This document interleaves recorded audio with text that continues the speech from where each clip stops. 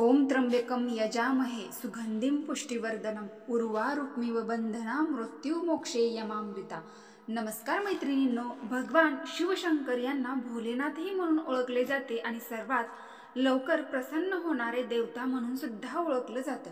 तुम्ही सर्व प्रकारचे व्रतवैकल्य, उपाय, सेवा करून थकलेले आहात, पण तुमची इच्छित मनोकामना जी आहे ती पूर्ण झालेली नाहीये किंवा तुमचं एखादं काम पूर्ण झालेलं नाही, तर अशा वेळेला भगवान शिवशंकरांचा सर्वात प्रभावी व्रत म्हणजे प्रदोष व्रत करून तुम्ही आपल्या मनातील मनोकामना पूर्ण करू शकता। त्याचबरोबर तुमची अडलेली जी कामे आहेत ती सुद्धा तुम्ही पूर्ण करू शकता। असं म्हटलं जातं की प्रदोष इतका प्रभावी आहे, तुम्ही एखाद्या इच्छासाठी, मनोकामनासाठी हे व्रत केले तर 3 प्रदोष पूर्ण होण्याच्या आतच तुमचे ते इच्छित काम जे आहे ते पूर्ण होऊ शकतं, तुमची मनोकामना पूर्ण होऊ शकते। पण शेवटी काय, श्रद्धा आणि विश्वास महत्त्वाचा आहे। बघा, यंदा योगायोगाने पितृपक्षामध्ये प्रदोष आणि शिवरात्र एकाच दिवशी आलेली आहे, म्हणून आपल्याला शिवरात्री आणि प्रदोष दिवशी विशेष करून आपल्या पित्रांचा आणि भगवान शिवाचा कृपा आशीर्वाद प्राप्त करण्यासाठी काही अद्भुत खाली उपाय दिलेले आहेत, तर ते उपाय तुमच्या इच्छानुसार करू शकता। पितृपक्षातील प्रदोष जोही व्यक्ती करतो त्याला विशेष पुण्यफळ प्राप्त होते। जो व्यक्ती प्रदोष व्रत करतो त्याला 2 गायी दान केल्याचे पुण्य आपल्याला प्राप्त होते। जर तुमच्या जीवनामध्ये दुःख जास्त येत असेल, सुख येत नसेल, तर प्रदोष व्रताचे उपाय नक्की करा, महादेव नक्की तुम्हाला कृपा आशीर्वाद प्राप्त करतील। मैत्रिणींनो, आपण पितृपक्षातील शिवरात्री आणि प्रदोषचे काही प्रभावशाली उपाय बघूयात। नंबर 1, पित्रांच्या शांतीसाठी पितृपक्षातील प्रदोष दिवशी प्रदोष काळामध्ये शुद्ध गायीच्या तुपाचा दिवा, त्या दिव्यामध्ये लांबवाती असावी आणि तो दिवा चौमुखी कणकेपासून बनवावा आणि हा दिवा पिंपळाच्या झाडाखाली किंवा आवळ्याच्या झाडाखाली किंवा बेलवृक्षाच्या झाडाखाली या तिन्ही ठिकाणी तुम्हाला लावायचा। जमत नसेल तर तुळशीच्या जवळपास प्रज्वलित करून त्यानंतर शिवमंदिरात तो दिवा प्रज्वलित करावा। जेव्हा प्रज्वलित करता त्यावेळी 4 पित्रांचे स्मरण करावे। अग्निसुधा पित्तर, वर्षस्वित पित्तर, अग्नेय पित्तर आणि सोमवती पित्तर असे म्हणून प्रज्वलित करावा। प्रज्वलित केल्यानंतर आपली मनोकामना भोलेनाथ आणि आपल्या पित्रांना सांगावी। 2, शिवमहापुराण कथेत असे म्हटले आहे की श्राद्ध पक्षातील प्रदोष दिवशी 3 कलश घेऊन त्यामध्ये शुद्ध गायीचे दूध घ्यावे। प्रत्येक कलशामध्ये थोडेसे जव, काळे तीळ आणि दाभाचा तुकडा टाकावा। त्यानंतर प्रदोष काळामध्ये या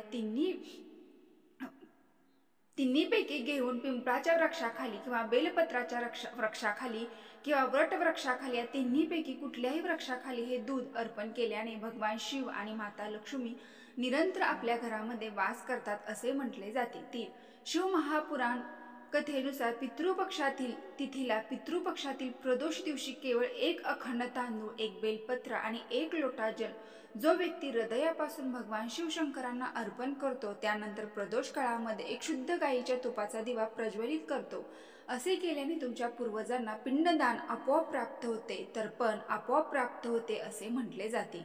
4, शिवमहापुराणामध्ये असे म्हटले आहे की पितृपक्षामध्ये जो प्रदोष येतो, प्रदोष दिवशी प्रदोष काळामध्ये दीप प्रकट करण्याचे खूप मोठी महत्त्व आहे। तुम्ही जर 16 दिवस ब्राह्मणांना भोजन दिलेले नसेल, 16 दिवस तुम्ही अन्नदान केलेले नसेल, कुठल्याही प्रकाराचे दान दिलेले नसेल, तरी सुद्धा श्राद्ध पक्षामध्ये प्रदोष येतो, चौमुखी दिवा नक्की बेलपत्राच्या झाडाखाली 4 पित्रांचे स्मरण करून प्रज्वलित केल्याने त्यांचे फळ अधिक मिळते। जी कामना करून दिवा प्रज्वलित केल्याने वर्षभर तुमची कामना पूर्ण होत नसेल, तर बाबा भोलेनाथ ती तुमची कामना पूर्ण करतात। 5, पितृपक्षातील प्रदोष दिवशी आपल्या जीवनातील दुर्भाग्य दूर होण्यासाठी, दुर्भाग्य भाग्यात बदलण्यासाठी, आपल्या पित्रांचा कृपा आशीर्वाद प्राप्त होण्यासाठी, तसेच तुमचा व्यापार व्यवसाय वाढत नसेल, नोकरीमध्ये यश नसेल, तर प्रदोष दिवशी प्रदोष काळामध्ये भगवान शिवशंकरांच्या मंदिरामध्ये हा अतिशय साधा सोपा उपाय करायचा आहे। तर तुम्हाला 11 हिरवे अखंड मूग, 11 अखंड तांदूळ आणि शुद्ध 1 लोटा जल हे सर्व शिवमंदिरात घेऊन जावे। तुम्हाला शिवमंदिरात जाणे शक्य नसेल तर घरच्या शिवलिंगावरती हा उपाय करावा। प्रथम हिरव्या मुगातील 4 हिरवे मूग भगवान श्री गणेशाच्या स्थानावर ओम गण गणपते नमः किंवा ओम पितृभ्ये नमः या मंत्राचा जप करत अर्पण करावे। त्यानंतर 4 हिरवे मूग भगवान शिवशंकरांच्या शिवलिंगावरती ओम नमः शिवाय ओम पितृभ्ये नमः या मंत्राचा जप करत अर्पण करावे। त्यानंतर उरलेले 3 हिरवे मूग आणि 11 अखंड तांदूळ आपल्या उजव्या हातामध्ये घेऊन शिवपिंडी समोर बसून भगवान शिवशंकरांना मनापासून तुमच्या मनात जी इच्छा सांगावी, त्यानंतर ते कलशामध्ये टाकावे आणि त्या कलशातील पाणी भगवान शिवशंकरांना मनोभावे समर्पित करावे। त्यानंतर शिवलिंगावरती जे तुम्ही 3 हिरवे मूग अर्पण केले होते ते उचलून घ्यायचे आहेत आणि त्यानंतर आपल्या उजव्या हातामध्ये घेऊन 21 वेळा ओम नमः शिवाय या मंत्राचा मनोभावे जप करावा। त्यानंतर आपल्या घरी जावे। घरी आल्यानंतर ते हिरवे मूग घेऊन पूर्ण घरामध्ये फिरवून घ्यावे। त्यानंतर पितरांचे स्मरण करून आपले नाव आणि गोत्र बोलावे। त्यानंतर एक छोटी वाटी घेऊन त्यामध्ये हे 3 हिरवे मूग ठेवायचे आहेत। त्यानंतर तुमच्या किचनमध्ये कुठल्याही एका कोपऱ्यामध्ये ही वाटी घेऊन जायचं आहे आणि ओम पितृभ्ये नमः स्मरण करायचे। हा उपाय केल्याने तुमचे पितर प्रसन्न होतात। कितीही प्रखर पितृदोष असेल तो नष्ट होतो, भगवान शिवाचा आशीर्वाद प्राप्त होतो आणि व्यापार, व्यवसाय, नोकरी, शेतीमध्ये वृद्धी होते। 6. 1 रुपये कमवता 1.25 रुपये खर्च होत आहे। दुकान 4 दिवस चांगलं चालते, 4 दिवसामध्ये दुकानामध्ये कोणी येत नाही, तुमचे कर्ज खूप वाढलेले आहे, हे सर्व पितृदोषाची लक्षणे आहेत।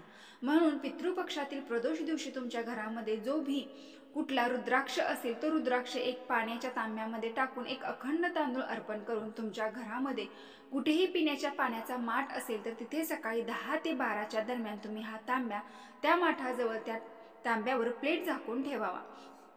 संध्याकाळी प्रदोष काळामध्ये भगवान शिवशंकराचे स्मरण करून ओम नमः शिवाय किंवा श्री शिवाय नमस्तुभ्यम किंवा महामृत्युंजय मंत्र बोलून, गायत्री मंत्र बोलून जो भी मंत्र तुमच्या बुद्धीमध्ये समाविष्ट आहे त्या मंत्राचे स्मरण करून रामकृष्ण हरी जे काही तुम्ही बोलू शकता ते बोलून एक शुद्ध तुपाचा दिवा दक्षिण दिशेकडे तोंड करून प्रज्वलित करावा। तो दिवा लांब वातीचा असावा। जिथे कलश भरून तांब्या ठेवलेला आहे त्याच्यावरती तुमचा उजवा हात ठेवावा आणि भगवान शिवाला मनोभावे प्रार्थना करावी। माझे धन घेऊन गेलेले आहे, माझ्या मुलाचे लग्न होत नाही, घरामध्ये अशांती आहे, घरामध्ये खूप तकलीफ आहे, सर्व स्मरण करून रात्रभर तिथेच ठेवावा। सकाळी स्नान वगैरे करून झाल्यानंतर आणखी एक शुद्ध तुपाचा दिवा दक्षिणेकडे तोंड करून प्रज्वलित करावा। सकाळी 10 ते 12 या दरम्यान भगवान शिवशंकरांच्या मंदिरामध्ये ते जल समर्पित करावे आणि तो रुद्राक्ष घेऊन घरी यावे। वर्षभर तो रुद्राक्ष आपल्या घरामध्ये बिमारी येऊ देत नाही, कुठल्याही प्रकारे तुम्हाला खड्ड्यामध्ये जाऊ देत नाही। तो रुद्राक्ष तुम्हाला उन्नतीच्या शिडीवर चढवेल। तो कुठलाही रुद्राक्ष असो, 2 मुखी, 4 मुखी, 9 मुखी, कुठलाही रुद्राक्ष असो तर रुद्राक्षाचा उपाय मनोभावे करावा। 7. श्राद्ध पक्षामध्ये ज्यावेळेस ब्राह्मणाला भोजन दिले जाते तर ब्राह्मणाचे मुख श्राद्ध पक्षाचे भोजन करत्या वेळेस पूर्व, पश्चिम, उत्तर दिशेला असेल तर श्राद्ध पक्षातील दानाचे भोजनाचे फळ मिळत नाही। ब्राह्मणाचे मुख दक्षिणेकडे असते त्यावेळेस आपल्या घरामध्ये जेवढेही पितर असतात सगळ्यांना त्यांचा भाग प्राप्त होतो आणि पितृदोष समाप्त होतो। म्हणून ब्राह्मणाचे भोजन करते वेळेस मुख श्राद्ध पक्षामध्ये दक्षिणेकडे असावे। 8. आध्यात्मिक पुराणात हे सुद्धा सांगितले आहे, ज्यावेळेस तुम्ही गायीला घास देता, अन्नदान देता त्यावेळेस सुद्धा गोमातेचे मुख दक्षिणेकडे असावे। भले तुमचे मुख उत्तरेकडे असावे परंतु गायीचे मुख हे दक्षिणेकडेच असावे। शास्त्रामध्ये असे सांगितले आहे की दक्षिणेकडे तोंड असणाऱ्या गायीला भोजन दिले जाते तेव्हा श्राद्ध पक्षामध्ये पिंडदान करण्याची गरज नाही, स्वतः गाय तुमचे कल्याण करते। 9. श्राद्ध पक्षातील शिवरात्र आणि प्रदोष हा एकाच दिवशी आलेला आहे तर श्राद्ध पक्षातील शिवरात्रीला सर्व देवांवर शमीपत्र हा समर्पित केला जातो। जो शमीपत्र माता उमा आणि महेश्वराच्या नेत्रदृष्टीच्या मिलनाने शमीचे वृक्ष निर्माण झालेले आहे। शिव महापुराण कथेत असे सांगितले आहे की प्रत्येक महिन्यात शिवरात्र पडते परंतु पितृपक्षातील शिवरात्रीला रात्रीच्या वेळेस रात्री 9 नंतर किंवा प्रदोष काळामध्ये संध्याकाळी सूर्यास्ताच्या वेळेस हे 2 वेळे असे आहेत की शमीपत्राला हळदीमध्ये बुडवून हे शमीपत्र भगवान शिवशंकरांच्या शिवलिंगावरती समर्पित केले जाते। त्या व्यक्तीच्या घरामध्ये कधीही संपदाची कमी जाणवत नाही। 10. श्राद्ध पक्षातील शिवरात्रीला किंवा प्रदोषला शंभेश्वर महादेवाचे स्मरण करून 7 कण्हेरीची फुले, 1 बेलपत्र, ज्यावेळेस कण्हेरीचे फुल बेलपत्र बरोबर अर्पण केले जाते तेव्हा कितीही दुर्भाग्य चाललेले असेल तर दुर्भाग्य नष्ट होऊन भाग्यात बदल होतो। तर भगवान शिवशंकरांच्या मंदिरामध्ये जावे, जिथे नंदीश्वर महाराज आहे तिथे शांत बसून आपल्या उजव्या हातामध्ये 1 बेलपत्र घ्यावे आणि ते त्या बेलपत्रावरती 7 कनेरची फुले घेऊन स्मरण करून त्यानंतर अशोकसुंदरीच्या स्थानावर बेलपत्र आणि ती 7 फुले स्पर्श करून भगवान शिवशंकरांना समर्पित करावे। ते समर्पित करत असताना बेलपत्राची दांडी ही जलाधारीकडे असावी आणि त्या पानावरतीच ते 7 कनेरची फुले ओम नमः शिवाय या मंत्राचे स्मरण करून अर्पण करावे। पितृपक्षातील प्रदोषपासून सलग 3 प्रदोष हा उपाय करावा आणि घरी येताना त्या बेलपत्राचे पान घरी घेऊन यावे आणि आपल्या पूजा घरामध्ये ठेवावे। तुमचे भाग्य भगवान शिव नक्की बदलतील। मैत्रिणींनो, व्हिडिओ पूर्ण माहिती आवडली असेल आपल्या चॅनलला नेहमीप्रमाणे हर हर महादेव टाईप करा आणि लाईक सुद्धा करा। धन्यवाद।